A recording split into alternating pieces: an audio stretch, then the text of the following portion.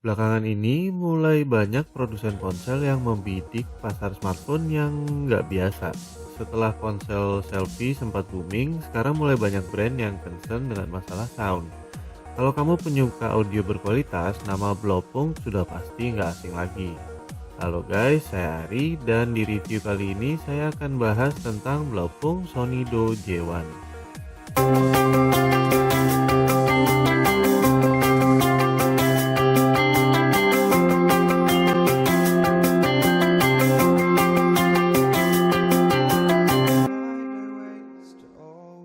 Blowpunk Soundphone Sonido J1 dirilis sebagai Soundphone.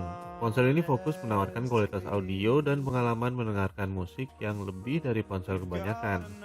Saya harus jujur kalau ada banyak yang berubah selama proses pembuatan review gadget gaul kali ini. Pertama, saya sedikit salah ketika approach ponsel ini. Seperti biasa, saya gunakan ponsel ini sehari-hari dan to be honest, saya agak frustasi sih. Di atas kertas, spesifikasi ponsel ini lumayan kok. MediaTek MT6592 octa-core yang berjalan di kecepatan 1,3 GHz plus GPU Mali 450 MP4 sebenarnya cukup untuk ponsel kelas menengah. Sayangnya Blowpunk hanya menyediakan RAM 1 GB. Menurut saya ini keputusan yang agak aneh. Di sisi lain, internal storage 8 GB justru nggak masalah karena ada slot micro SD untuk menambah kapasitas penyimpanan. Ponsel ini jadi nggak kerasa istimewa aja. Saya udah semangat nih mau lanjut mencoba kameranya, layarnya, dan fitur lain ponsel ini. Saya bahkan nyobain Antutu benchmark, padahal biasanya saya paling males soal benchmarkan. Buat kamu yang penasaran, Sonido J1 mencetak skor Antutu di kisaran 33 ribuan. Di tengah semangatnya saya itulah saya sadar kalau approach saya salah. Kalau saya melihat ponsel ini sebagai ponsel biasa, rasanya spesifikasi yang ditawarkan nggak gitu istimewa. Tapi ini bukan ponsel biasa, ini adalah ponsel yang menjadikan fitur audio sebagai andalannya. Right, soal audio, Sonido J1 dipaketkan dengan headset Blowpunk BPA 102. Paket ini bikin harga yang ditawarkan jadi kelihatan lebih masuk akal. Selain headset yang istimewa, Blowpunk Sonido J1 juga dilengkapi beberapa apps khusus.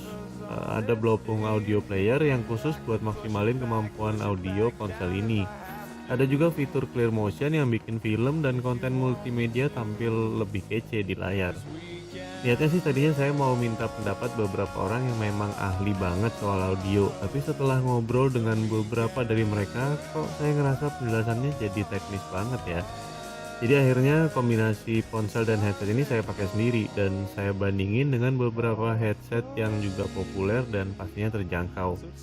Saya bisa bilang kalau kombinasi apps, settings, dan headset Blowpunk ini memang optimize buat pengalaman dengerin musik dan nonton film yang maksimal.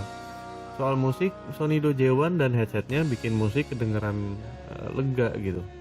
Kayak dengerin musik di ruangan yang akustiknya bagus dan pakai speaker berkualitas. Saya juga ngerasa kombinasi bass dan mid-tone headset ini pas banget. Nggak pecah, nggak bikin kuping sakit, dan kayak adem gitu, enak banget. Bahkan ketika saya dengerin musik lumayan lama. Terakhir, Sonido J1 dan headset BPA 102 ini juara banget soal clarity. Ini kayak nyobain headset yang harganya beberapa kali lebih mahal. Ketika dengerin musik, ada elemen-elemen yang tiba-tiba muncul.